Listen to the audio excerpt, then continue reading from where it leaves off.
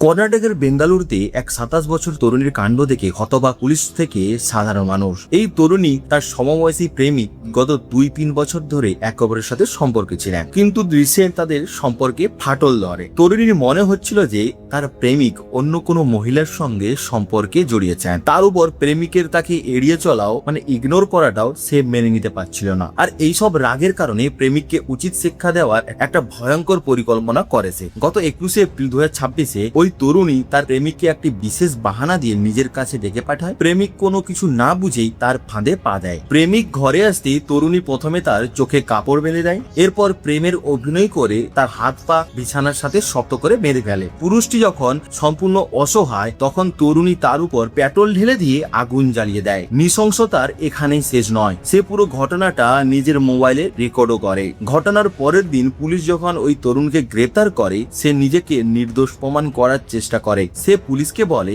আমি বাথরুমে ছিলাম, হঠাৎ বাইরে থেকে ওর কোনো চিৎকার শুনতে পাই, এরপর বেরিয়ে এসে দেখি নিজের গায়ে আগুন লাগিয়ে ফেলেছে। পুলিশ ঘটনাস্থলে পৌঁছানোর সাথেই তারা দেখে প্রেমিকের দেহটি বিছানার সাথে আষ্টে পৃষ্ঠে বাঁধা ছিল। যদি কেউ নিজেকে গায়ে আগুন দেয় তবে সে নিজেকে বেঁধে রেখে কোনোভাবেই সম্ভব নয়। আর এই সূত্র ধরেই তরুণের যে সাজানো গল্প মিথ্যে প্রমাণিত হয়। বর্তমানে পুলিশ তরুণকে গ্রেপ্তার করেছে এবং খুনের মামলার বাকি আইন প্রক্রিয়া চলছে।